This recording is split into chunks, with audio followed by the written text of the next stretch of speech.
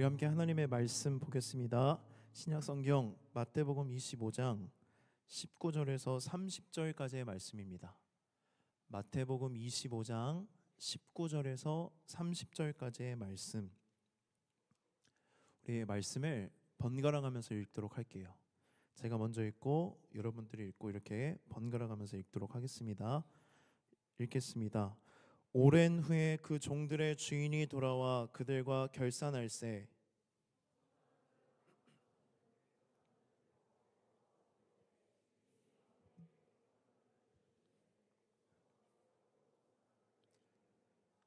그 주인이 이르되 잘하였도다 착하고 충성된 종아, 내가 적은 일에 충성하였음에 내가 많은 것을 내게 맡기리니 내 주인의 즐거움에 참여할지어다 하고,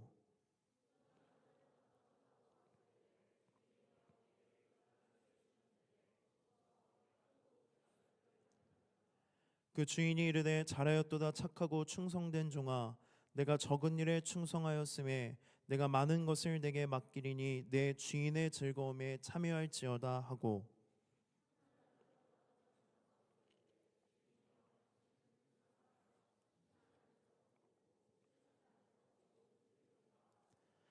두려워하여 나가서 당신의 달란트를 땅에 감추어 두었나이다. 보소서 당신의 것을 가지셨나이다.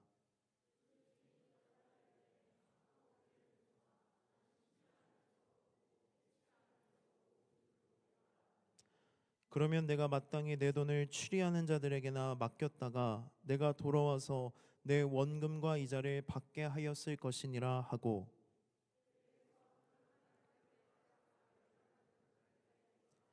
무릇 있는 자는 받아 풍족하게 되고 없는 자는 그 있는 것까지 빼앗기리라.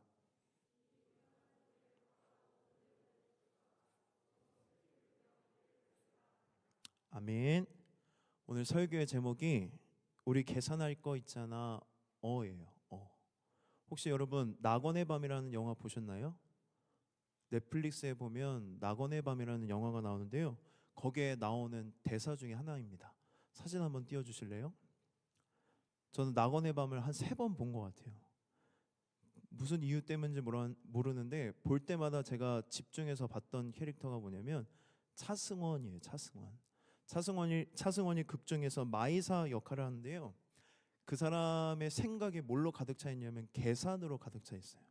그래서 대사에 종종 무슨 얘기를 하냐면 계산 얘기를 계속합니다. 계속 계산 타령하는데 계산할 게 있다고 그러고 계산이 안 맞잖아 이러면서 화를 내고, 뭐 영화 보신 분은 알겠지만 마지막에 죽을 때도 계산할 게 남아 있었네 하고 죽어요. 계산 이야기만 하다가 이렇게 죽는데, 저는 이 차성원의 대사가 누구의 말씀처럼 들렸냐면 예수님의 말씀처럼 들렸어요. 마치 예수님이 우리에게 마지막 때가 됐을 때에 우리에게 결산한 날이 찾아오고 계산할 게 있다고 말씀하시는 예수님의 음성처럼 들렸습니다. 오늘은 2024년 마지막 주일입니다. 저는 마지막이라는 것에 되게 의미를 두는 사람인데요, 얼마나 의미를 두냐면 마지막 때가 되면 그 성냥 불꽃이 확 불타오르다가 꺼져버리잖아요. 마지막 때가 되면 저는 그런 이상한 게 발동이 돼요. 그래서 무언가 막 더 열심히 하고 불태우고 끝내는 그런 마음을 갖고 있는데, 오늘이 마지막 주일이어서 어떤 말씀을 전하고 어떤 기도를 하고 하나님 앞에 어떤 고백을 드리면 좋을까 고민하고 기도하면서 오늘 말씀을 준비했습니다. 여러분 달란트 비유에 대해서 아시죠? 모르시는 분 있으면 한번 손들어 보실래요? 저는 오늘 난생 처음 달란트 비유에서 들어봤습니다. 모를 수도 있습니다. 그래서 오늘 달란트 비유에 대해서 함께 말씀을 나누려고 하는데요, 달란트 비유의 내용은 이렇습니다. 한 주인이 여행을 떠나면서 3명의 종에게 달란트를 맡기고 떠나갑니다. 그리고 오랜 시간이 지나서 그 주인이 돌아오자마자 한 것이 뭐냐면 종들을 다 불러서 결산을 하는 것입니다. 이 비유에서 말하고 있는 주인이 누구일까요? 예수님. 예수님께서 다시 하늘로 올라가시면서 다시 이 땅에 올 것이라고 약속하셨는데, 하늘로 올라가시는 이유에 대해서 이렇게 말씀하세요. 내가 저 하늘나라로 돌아가서 거처를 예비할 거다. 그 거처는 바로 사랑하는 이 신부들, 너희들과 함께 살 집을 준비하고, 준비가 다 되었을 때 하나님 아버지께서 이 땅에 내려가라고 말씀하시면 그때 내려올 건데, 내려오시자마자 주인께서 하는 일이 뭐냐면 결산을 한다는 것입니다. 세상의 모든 역사가 끝이 나고 모든 사람이 예수님 앞에서 결산하는 날이 찾아옵니다. 여러분, 아무도 이 결산을 피해갈 수가 없습니다. 우리가 이 결산 앞에서 두려워하지 않고 우리의 주인 되신 예수님을 기쁨으로 맞이하고 그분께 칭찬을 받기 위해서는 이 결산의 날을 준비해야 된다는 거예요. 결산의 날이 다가온다. 그리고 그 결산의 날을 우리는 반드시 준비해야 된다. 2024년 마지막 예배, 마지막 말씀, 그리고 마지막 때를 향하여 나아가는 우리들이 어떠한 태도로 이 마지막 때를 결산을 준비해야 하는가, 그것이 바로 오늘 설교의 주제입니다. 여러분, 달란트 비유에 대해서 우리가 잘 아는데요, 잘 아는 만큼 익숙한 만큼 오해도 많은 것 같아요. 그래서 오늘 이 달란트 비유에 대한 오해를 먼저 풀고 말씀을 이렇게 한번 나눠보도록 하겠습니다. 마태복음 25장을 여러분 펼쳐보시면 예수님의 비유가 연달아 3번 나옵니다. 열처녀 비유 아시죠? 5명의 처녀들은 미련해서 기름을 준비하지 않았고 나머지 5명의 지혜로운 처녀들은 기름을 준비했다가 신랑이 늦은 밤에 왔을 때에 등불을 환히 밝혀서 그 신랑과 함께 혼인잔치에 들어가는 이야기, 그리고 두 번째 우리가 읽은 달란트 비유, 그리고 세 번째는 뭐냐면 양과 염소 비유가 나옵니다. 이 3가지 비유의 주제는 동일합니다. 예수님의 재림을 준비해야 한다는 거예요. 그래서 준비함에 있어서 어떻게 준비해야 되는지를 예수님이 연달아 3 비유를 통해서 말씀해 주시는데, 왜 갑자기 25장에서 이 비유를 말씀해 주시느냐? 문맥을 살펴보면 24장에 보면요, 제자들이 물어봐요. 예수님, 어느 때에 마지막 날이 올 것입니까? 예수님 재림하시는 그날, 이 역사가 끝나는 종말의 날 어떤 징조가 일어날 것입니까? 물어보자 예수님이 징조에 대해서 쭉 말씀하세요. 그리고 이 징조들이 나타날 때 너희들이 이 날이 다가왔음을 깨닫고 마지막 때를 준비해야 된다. 어떻게 준비해야 되느냐? 그거에 대해서 마태복음 25장에 3 비유를 통해서 예수님의 재림을 준비하는 것들에 대해서 말씀해 주시는 게 바로 마태복음 25장입니다. 그래서 여러분, 열처녀 비유는 어떤 내용이냐면요, 예수님이 언제 오실지 모르니 늘 깨어 있어야 된다. 준비성에 대해서 이야기하고, 오늘 우리가 함께 나눌 말씀인 달란트 비유는 준비하는 삶의 태도와 자세가 어때야 되는지에 대해서 가르쳐 주시고요, 마지막 양과 염소의 비유는 어떤 비유냐면 마지막 때에 너희들이 재림을 준비하는 삶의 구체적인 모습, 어떻게 준비해야 되는가에 대한 구체적인 내용이 양과 염소에 대한 비유예요. 달란트 비유의 내용은 이렇습니다. 한 주인이 먼 나라로 떠나면서 새 종에게 말씀을 잘 읽으셔야 돼요. 능력에 따라 5달란트, 2달란트, 1달란트를 나눠주고 맡겨놓고 떠납니다. 핵심은 무엇이냐면 이걸 맡기면서 너희들이 뭘 해라라고 명령하지 않았다는 거예요. 그냥 맡겼고 자유롭게 이 달란트를 가지고 자유롭게 행하도록 주인은 그냥 떠났다는 것입니다. 5달란트, 2달란트 받은 종은 달란트를 받자마자 곧장 나가서 장사를 합니다. 그래서 2배의 이윤을 남겨요. 5달란트는 5달란트를 남기고 2달란트는 2달란트를 남깁니다. 그러나 1달란트 받은 종은 아무것도 하지 않고 땅에 묻어둡니다. 그리고 누가 와요? 주인이 오랜 시간이 지나서 여행을 마치고 돌아와요. 종들을 다 부릅니다. 결산을 합니다. 5달란트 받은 종과 2달란트 받은 종은 잘하였도다 착하고 충성된 종아라고 칭찬받고 주인의 즐거움에 참여하는 놀라운 축복을 받습니다. 그러나 1달란트 받아두고 땅에 묻어두었다가 아무것도 하지 않은 종은 악하고 게으른 종, 무익한 종이라는 평가를 받고 집에서 쫓겨나게 됩니다. 여러분, 우리가 이 비유를 받아들일 때 한 가지 불편함이 있습니다. 그 불편함이 뭐냐면, 왜 달란트를 차등으로 지급했느냐? 누구는 5달란트, 누구는 2달란트, 누구는 1달란트. 무슨 기준에 의해 주셨는가? 이 주인이 하나님을 뜻하잖아요. 하나님은 무슨 기준을 가지고 공평하고 공정하시다고 우리가 알고 있는데, 왜 다르게 5달란트, 2달란트, 1달란트 차등을 줘서 달란트를 줬느냐? 이 불편함이 이 달란트 비유를 받아들이는데 오해로 작동한다는 거예요. 여러분, 이 달란트는 예수님 당시 화폐 단위예요. 예수님 당시에 일용직 노동자가 하루를 열심히 일하면 1데나리온을 받았습니다. 그런데 달란트는 얼마의 가치냐면 5,000데나리온이에요. 쉽게 말하면 일용직 노동자가 5,000일 동안 쉬지 않고 돈 쓰지 않고 일하면 벌 수 있는 돈이 1달란트. 그래서 이 달란트를 금으로 환산하거나 뭐 이렇게 환산하는데, 저는 오늘 이걸 어떻게 환산했냐면 시급으로 따져서 1급 받을 때에 알바하면 얼마 정도 되느냐 검색을 해봤더니 일당이 88,000원 정도 돼요. 그럼 5,000일을 일했다. 그러면 계산이 빠르신 분들은 나올 거예요. 얼마일까요? 1달란트가 얼마? 4억 4천. 1달란트가 작은 거예요? 큰 거예요? 작은 게 아니라는 거예요. 그런데 우리가 여기 너무 갇혀 있어. 5, 2, 1. 1은 너무 작아. 그런데 1달란트도 어마어마하게 큰 가치이다.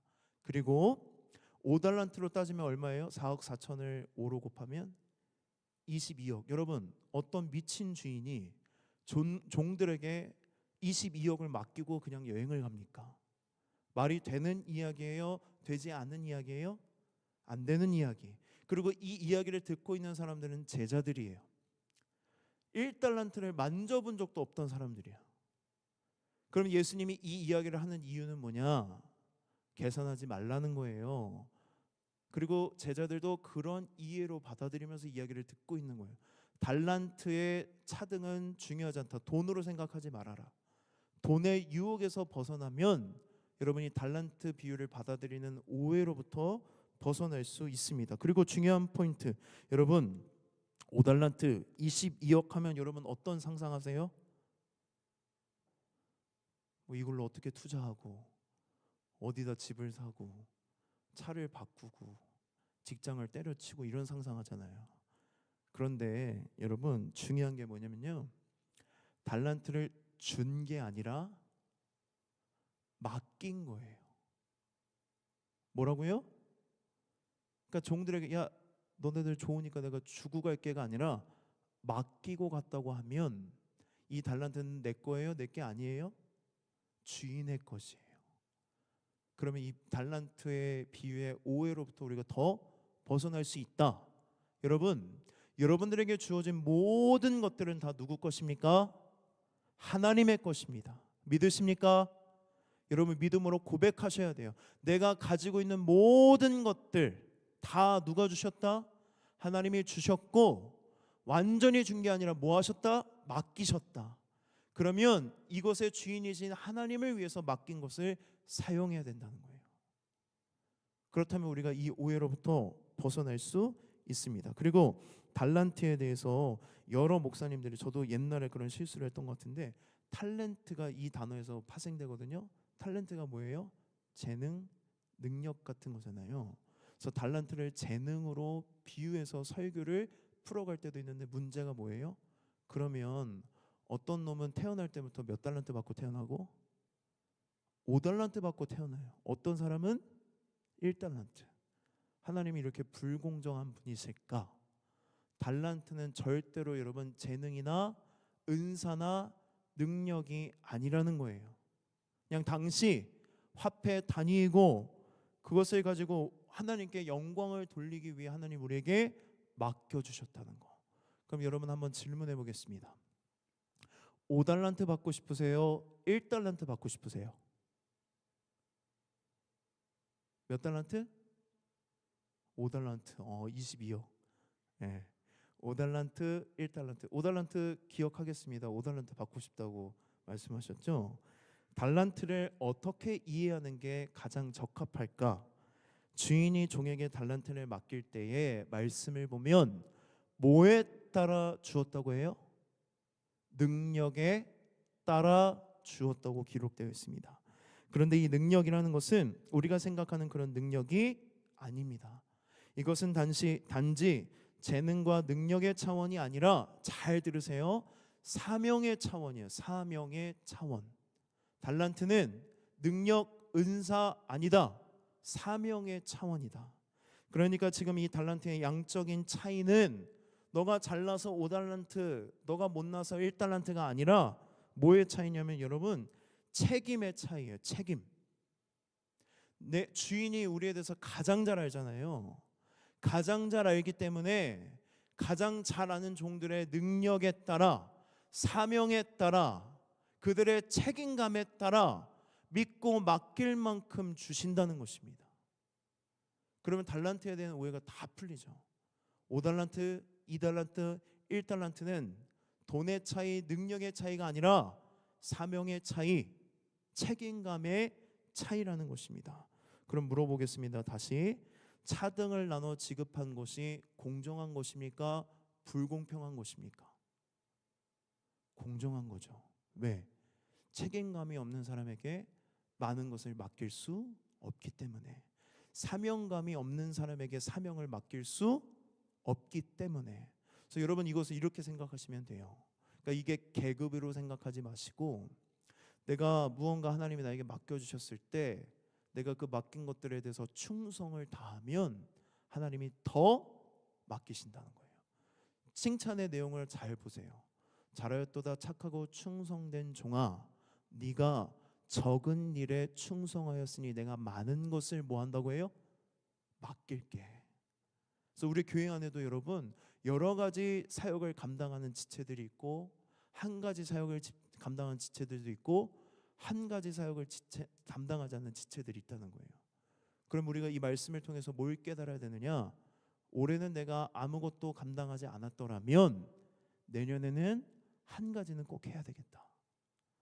내가 올해 한 가지를 했는데 두 가지로 늘려볼까? 그것도 내가 하고 싶은 것을 해야 되는 게 아니라 해야 하는 것을 감당해야 된다라는 말씀입니다. 오해를 풀고 다시 말씀을 보면 왜 주인이 결산할 때에 세 번째 종에게 그렇게 화를 내고 책망을 하고 집에서 쫓아내보내는지 이해가 됩니다. 달란트가 하나님께서 우리에게 각자에게 맡겨주신 사명인데, 우리가 이 사명을 감당하지 않고 땅에 묻어두고 아무것도 하지 않는다면 책망받을 만한 일이라는 거예요.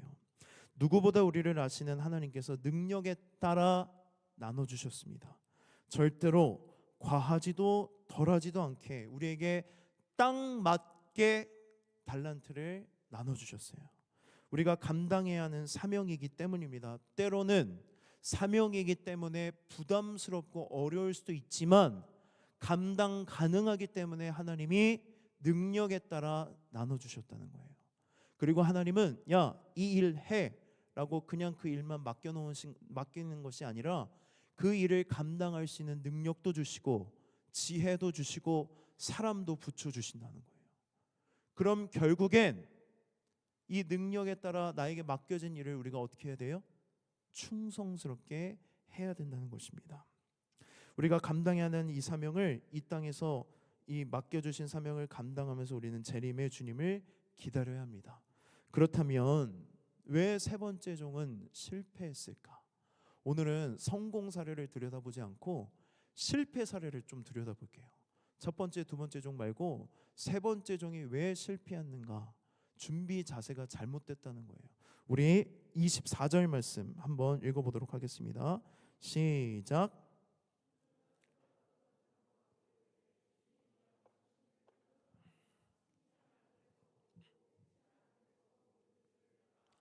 잠깐 말씀을 띄워주십시오. 말씀을 보니까 세 번째 종이 아무것도 하지 않고 달란트를 땅에 묻어둔 이유를 뭐라고 이야기하냐면 당신은 굳은 사람이라 내가 그랬습니다 라고 이야기하는 거예요. 이 굳은 사람이란 건 어떤 의미냐면 강팍하고 냉담하고 가혹하고 완강하다라는 사람이에요. 그러니까 쉽게 말하면 당신은 악덕 고용주다라는 이야기예요. 공감하시는 분들이 있는 것 같아요. 당신은 뭐다?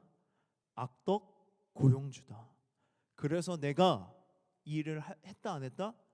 안 했다라는 거예요. 평소에 세 번째 종은 주인을 이렇게 인식했던 거예요. 그러면서 당신이 한 달란트를 나에게 줘서 다시 그 한 달란트를 돌려줬는데 뭐가 불만이냐라는 뉘앙스로 지금 세 번째 종이 주인에게 따지는 것입니다. 그럼 여러분 물어보겠습니다. 주인은 정말 굳은 사람일까? 이게 여러분 잘 해야 되잖아요. 저 청년들이랑 대화할 때 재밌는 표현을 들었어요. 사측의 입장에서 이야기하지 말아라. 그런 이야기를 표현을 하더라고요. 그래서 그게 무슨 얘기지 했더니 뭐 사업을 하는 사장의 입장, 그리고 직장에서 일하는 이 근로자의 입장에서 볼 때 사측의 입장 이런 얘기하는데, 그 사측의 입장이 어떤지 봐야 되고 또 근로자의 입장이 어떤지 봐야 되잖아요. 뭐가 맞을까? 첫 번째, 두 번째 종은 잘했는데 왜 세 번째 종은 달랐을까라만 보고 세 번째 종이 잘못됐거나 잘못되지 않았다고 말할 수 없잖아요. 그래서 한번 말씀을 보도록 하겠습니다. 우리가 한글 성경을 보지만 헬러 원어 성경을 보면 두 종의 차이가 있어요. 셋 다 달란트를 받고 갑니다. 그런데 첫 번째, 두 번째 종은 장사를 했고 세 번째 종은 땅에 묻어둬요. 그런데 재밌는 게 뭐냐면 헬러 원어 성경에는 가다라는 동사가 달라요. 동사가 다르다는 건 가는 목적이 다르다는 거예요. 첫 번째, 두 번째 종이 가다라고 번역된 헬러 단어는 단순히 오고 가다라는 의미가 아니라, 잘 들으십시오, 행동하다, 살다라는 의미예요. 그리고 장사를 행하다라는 것은 행하다, 일하다, 무언가를 하다라는 의미가 있습니다. 그러니까 이 두 종은 주인이 준 달란트를 가지고 갔습니다. 그리고 살았습니다. 반복해서 주인이 올 때까지 주인이 준 것을 가지고 무언가를 행했다라는 의미예요. 주인이 맡기고 간 그 달란트가 여러분 그의 삶이었다는 것입니다. 그의 뭐였다고요? 달란트가 그의 삶이었다. 그렇게 살다 보니까 달란트가 두 배로 남게 되었다는 것입니다. 중요한 것은 얼마나 이윤을 남겼느냐가 아니라 주인의 것을 가지고 살았느냐 살지 않았느냐에 있다는 거예요. 주인의 것을 가지고 살아간다는 게 어떤 의미일까? 주인이 맡기고 간 것을 가지고 삶을 살아갔다는 것은 비록 주인은 멀리 떠나가 있지만 눈에 보이지 않지만 주인의 것을 가지고 살아가는 그 삶이 주인을 생각하지 못할 수 없다는 거예요. 늘 주인에 대해서 생각했고 주인이 했던 말을 기억했고 주인이 기대했던 것들을 생각했고 주인이 원하는 대로 살기를 위해 삶에서 주인의 것을 가지고 아등바등 살아갔다는 거예요. 그런데 여러분 세 번째 종도 한 달란트를 가지고 갑니다. 이 가다의 헬러 단어가 다른데 세 번째 종이 가다라고 쓰인 원어의 의미는 뭐냐면 떠나다라는 뜻이에요. 떠나다. 가지고 갔습니다. 주인의 것을 어디다 어디다 파묻어요? 땅에 파묻고 떠나요. 무슨 의미예요? 첫 번째, 두 번째 종과 반대죠. 주인의 것과 무관한 삶을 살았다는 거예요. 주인이 내 눈에 안 보이니, 주인이 멀리 떠나갔으니 주인에 대해서 생각하지 않았고 주인이 어떠한 마음으로 나에게 이 달란트를 맡겼는지 내가 생각하거나 기대에 대해서 아무런 생각을 하지 않았다. 떠났다. 언제 깨달았어요? 주인이 돌아왔다고 생각했을 때 내가 땅에 묻어뒀네 하고 땅에 있는 것들을 파서 다시 가지고 왔다는 것입니다. 그렇다면 여러분 주인의 문제입니까? 종의 문제입니까? 종의 문제라는 거예요. 우리 주인이신 하나님이 여러분 굳은 분이실까요? 첫 번째, 두 번째 종만 유독 이뻐하시고 세 번째 종은 막 냉담하게 하셨을까? 우리 주님은요 동일하게 사랑하세요. 내가 뭘 더 잘해서 더 사랑하지 않으세요. 내가 뭘 못했다고 덜 사랑하지 않으세요. 똑같이 사랑하세요. 근데 두 종의 차이가 뭐냐? 그 사랑을 받아들이느냐 받아들이지 않느냐예요. 첫 번째, 두 번째 종은 주인과 함께 살아갔을 때 주인의 사랑을 인격적으로 경험했고 인격적인 관계를 맺었고 주인이 너무 좋았어요. 주인의 말에 귀 기울였어요. 주인이 어떤 가치관을 갖고 있는지 알았어요. 그래서 주인이 떠나자마자 그가 했던 것은 곧바로 가서 장사를 했던 것이에요. 그런데 세 번째 종은 주인의 사랑을 받아들이지 않았습니다. 그러니 어떤 게 생겨요? 오해가 생겨요. 똑같은 말을 해도 다르게 들어요. 갈등의 골이 깊어지면서 주인은 어떤 사람이라는 생각으로 굳어져요? 그는 굳은 사람이야. 심지 않은 데서 거두기를 원하는 사람이야. 이 주인에 대한 오해, 주인에 대한 몰 이해가 어떻게 이어지냐면 두려움으로 이어집니다. 우리 25절 말씀 함께 읽어보겠습니다. 시작.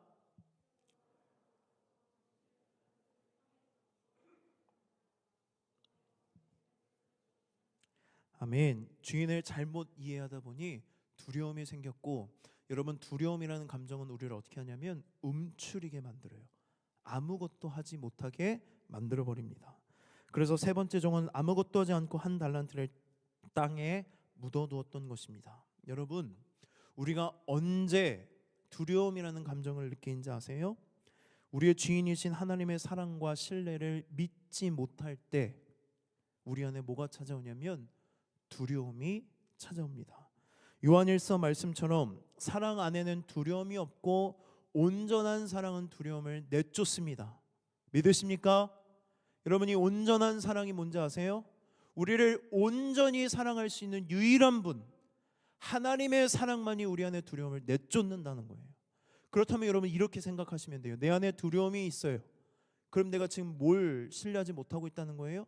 하나님의 사랑을 신뢰하지 못하고 있구나. 내가 하나님이 선하신 분이라는 것을 의심하고 있구나. 그럴 때 우리가 뭘 붙잡아야 된다는 거예요? 하나님의 사랑을 붙들고 그 사랑 안에 거하기를 기도해야 된다는 거예요. 여러분 안에 두려움이 찾아올 때마다 오늘 이 말씀을 기억하십시오. 내 안에 두려움이 찾아온 이유는 하나님의 사랑과 하나님의 신뢰를 믿지 못하기 때문입니다. 세 번째 종은 주인을 오해했습니다. 주인과 인격적인 관계가 없었습니다. 주인의 사랑을 신뢰하지 못했고 그러자 인생은 두려움으로 가득했습니다. 여러분, 그 두려움이 그 인생을 결정하는 근본적인 삶의 태도가 되었다는 거예요. 여러분, 여기에서 인생의 문제가 발생합니다. 하나님에 대한 무지와 오해는 우리 인생의 가장 근본적이고 중요한 문제예요. 하나님의 완전하신 성품에 대한 우리의 불완전한 이해는 인생을 대하는 우리의 태도와 우리 내면에 결정적인 영향을 끼치게 되는 것입니다. 여러분, 우리의 인도자 되신 하나님을 신뢰하지 못할 때, 하나님이 내 삶을 아름답게 계획하셨다는 것을 믿지 못할 때 우리 안에 두려움이 찾아오고 모든 평강이 깨지게 되는 것입니다. 그래서 마귀는 계속해서 우리에게 하나님의 선하심에 대해서 의심을 갖게 만듭니다. 세 번째 종은 선한 주인에 대해서 의심했습니다. 믿지 못했습니다. 그래서 그는 달란트를 가지고 아무것도 할 수 없었어요. 왜?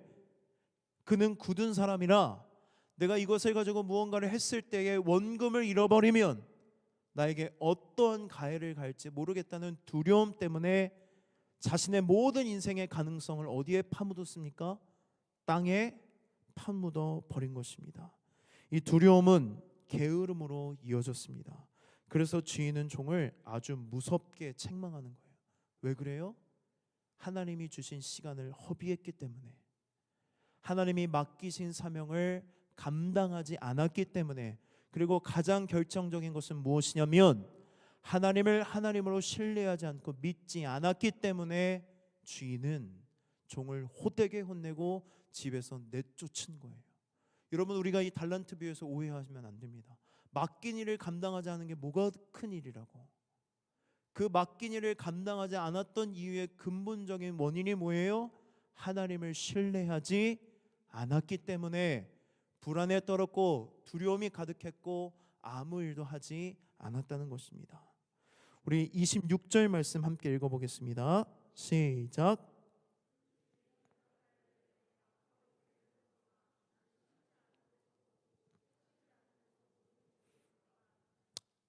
주인이 종을 악하고 게으른 종이라고 책망합니다. 이 게으르다의 헬라어 원어가 오크레노스인데 어떤 의미냐면 어떤 이유 때문에 주저하고 망설여서 기대된 행동을 하지 못하고 있는 상태예요. 게으른 게 뭔지 이해가 되세요? 주인이 기대한 게 있다고요. 근데 주인에 대한 신뢰가 없어서 주인의 기대에 대해서 내가 망설이고 있고 주저하고 있고 아무것도 안 하는 모습이 바로 게으른 모습이라고 주님은 말씀하십니다. 달란트 비유에서 중요한 포인트는 주인의 의도와 목적을 올바르게 파악하는 데 있습니다. 주인은 종에게 무엇을 기대했을까? 하나님 우리에게 무엇을 기대하는 마음으로 우리 각자에게 달란트, 사명을, 책임을 맡기셨을까? 주인의 관심은 얼마나 더 많은 이윤을 남기는가에 있지 않습니다. 여러분, 5달란트 받은 종이 5달란트를 더 남겼고 2달란트 받은 종이 2달란트의 이윤을 남겼어요. 누가 더 잘했어요? 이게 어려워요? 당연히 5달란트를 더 번 사람이 잘한 거잖아요. 그런데 여러분 말씀을 보면 칭찬의 내용이 토씨 하나 다르지 않고 똑같습니다. 이건 무슨 말씀이냐면 주인의 관심에는 더 많은 이윤에 있지 않다는 겁니다. 주인에게는 5달란트, 2달란트가 중요하지 않습니다. 그렇다면 주인의 관심은 어디에 있을까?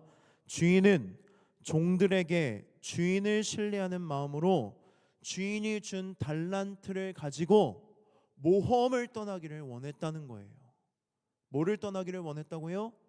모험을 떠나기를 원했다는 것입니다.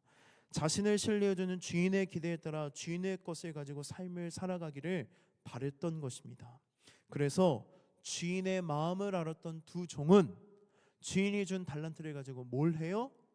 장사를 했던 거예요. 이 두 종은 자신이 실패해도 원금을 다 잃어버려도 주인이 혼내지 않을 것이라는 것을 알았습니다. 주인을 신뢰했습니다. 그만큼 주인과의 관계가 친밀했고 주인에 대해서 잘 알았다는 증거예요. 결국 종과 주인의 관계의 문제가 인생 전반을 대하는 우리 삶의 태도에 지대한 영향을 끼친다는 것을 오늘 우리는 이 말씀을 통해 깨달아야 합니다. 우리 마지막으로 30절 말씀 함께 읽어보도록 하겠습니다. 시작.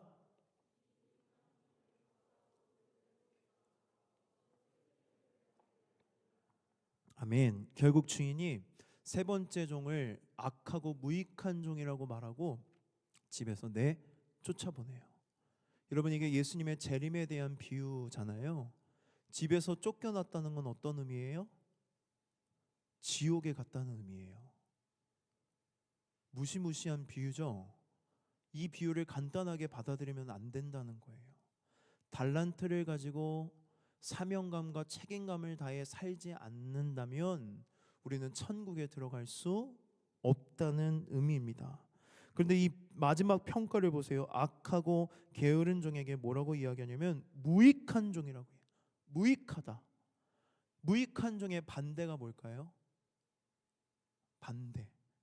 너 무익해의 반대는 뭐예요? 유익해.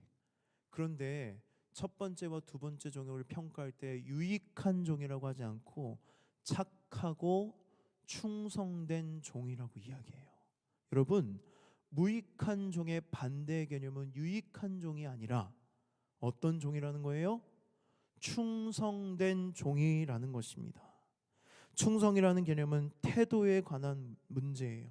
충성된 태도는 어디에서부터 오냐면 주인과 종의 관계에서부터 시작됩니다. 한 달란트 받은 종은 주인에 대해서 잘 몰랐습니다. 주인과의 관계가 없었습니다. 그래서 그는 두려웠고 그 두려움은 그를 게으르게 만들고 아무것도 하지 않는 삶을 살게 했습니다. 결국 그는 무익한 종이라고 평가받고 쫓겨납니다. 달란트 비유의 가장 중요한 핵심은 무엇이냐면 여러분, 종의 존재가 아니라 주인의 존재예요. 우리가 성경을 읽을 때에 내 중심으로 읽는 게 아니라 하나님 중심으로 읽어야 돼요. 하나님이 이 말씀을 통해서 뭘 말씀하고 계실까? 그렇다면 우리가 집중해서 봐야 되는 건 주인입니다. 주인은 존재하고 주인은 기대하는 마음으로 우리에게 무언가를 다 맡기셨고 주인이 맡긴 것을 가지고 이 땅에서 살아가기를 바란다는 거예요. 그리고 주인은 반드시 돌아오는데 돌아오는 그날 결산이 준비되어 있어야 한다는 것입니다. 만약 우리가 이 관점을 가지지 않는다면 우리는 이 말씀을 듣고 이렇게 결론 맺을 수도 있어요. 한 달란트 받은 불쌍한 종이 무익하다 평가받고 내쫓겼구나. 열심히 살아야 되겠다. 종교 생활을 더 늘려야 되겠다. 예배를 한 번 더 드려야 되겠다. 여러분, 이건 잘못 결론입니다. 이 달란트 비유는 우리에게 뭔가를 하라는 게 아니에요. 뭐가 핵심입니까? 주인과의 관계. 나는 나의 주인에 대해서 올바르게 얼마나 알고 있는가. 이것이 우리 인생에 지대한 영향을 끼친다는 것입니다. 여러분, 주인의 관심은 종들의 이윤에 있지 않습니다. 종들의 삶의 태도에 있다는 거예요. 그것은 바로 어떤 의미냐면 결과가 아니라 마음의 문제입니다. 주님은 우리가 얼마나 남기고 살았는지, 얼마나 대단한지, 얼마나 탁월한지 하나도 궁금해하지 않아요. 여러분, 죄송한데요, 저와 여러분은 하나님 앞에 아무것도 아니에요. 그래서 내가 좀 더 가졌다고 해서 우월감을 느낄 필요도 없고, 내가 다른 사람과 비교해서 덜 가졌다고 열등감을 가질 필요가 없다는 거예요. 내가 뭔가 더 잘해서 하나님께 영광을 돌리고 싶다라고 말하지만 그 안에 욕심과 탐욕이 가득 차 있어요. 여러분, 잘 기억하세요. 하나님은 무한한 영광 가운데 계신 분이십니다. 내가 무언가 더해서 그분이 더 영광 받는 게 아니라는 거예요. 내가 그분 앞에 무언가를 드릴 수 있는 것은 아무것도 없습니다. 그래서 우리 인생의 목표는 성공이 아니라 주인을 향한 신뢰와 충성이 있어야 돼요. 주님의 관심은 딱 하나입니다. 우리가 인생을 살아갈 때 어떤 태도로 살아가고 있는가. 이 태도가 어디에서부터 기인됩니까? 주님과의 관계, 주님을 얼마나 제대로 알고 있는가. 여러분, 2024년도 우리 청년 교구의 표어가 뭔지 아세요? 여호와를 힘써 알자. 여러분, 우리가 이 가치와 목표를 가지고 1년 동안 달려왔습니다. 여러분의 1년의 삶을 이 시간 한번 점검해 봤으면 좋겠습니다. 1년 동안 여호와를 힘써 알자라는 목표와 가치를 여러분 얼마나 생각하고 얼마나 그 가치를 가지고 씨름하며 사셨습니까? 여러분 안에 내가 하나님을 더 알고자 갈망했던 순간들이 있으십니까? 하나님을 알기 위해 여러분 어떤 노력을 하셨습니까? 변화되지 않는 나의 삶에 대해서 여러분 실망이 되고 한 해를 돌아볼 때 내 삶이 그냥 그대로인 것 같다고 여겨지신다면 오늘 이 시간에 우리의 삶의 변화는 주님과의 관계의 변화로부터 이루어진다는 사실을 기억하십시오. 내 삶이 진정 달라지기를 원한다면 정말 내가 하나님과 인격적인 관계 안에서 내 주인이 되신 하나님, 그분이 나에게 맡겨주신 그 달란트, 사명감과 책임감을 가지고 살아가기를 원한다면 뭐부터 시작해야 된다는 거예요? 주님을 아는 것부터 시작해야 된다는 것입니다. 여러분, 한 해 동안 주님을 얼마나 더 아셨습니까? 주님을 알기 위해 얼마나 노력하셨습니까? 그 알미 여러분들 주님과의 관계를 어떻게 바꾸어 놓으셨냐고요. 한 해를 시작하고 다시 한 해를 마무리하는 이 시점에 내가 하나님과 얼마나 친밀해졌는지 아니면 더 멀어졌는지 우리는 우리의 중심을 점검하고 돌이켜야 됩니다.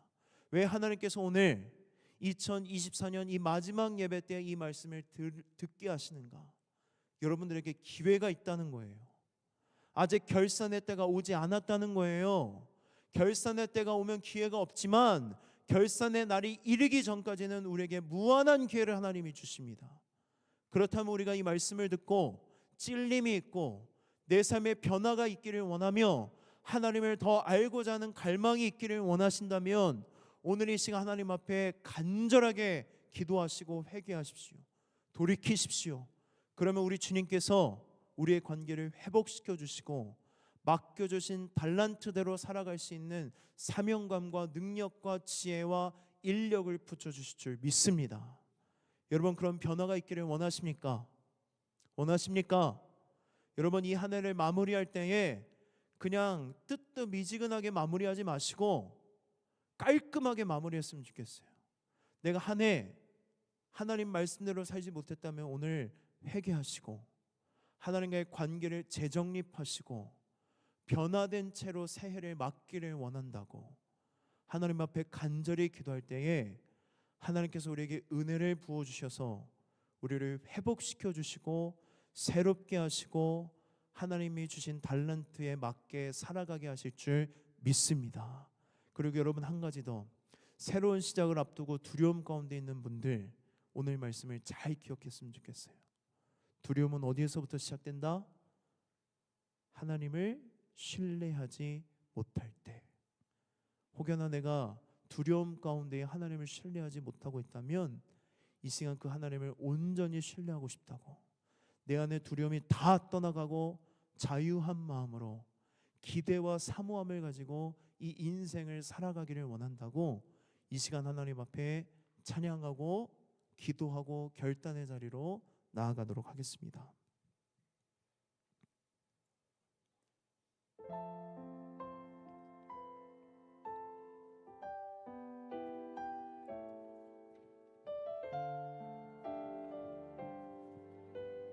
우리 함께 고백합시다. 내 안에 가장 귀한 것,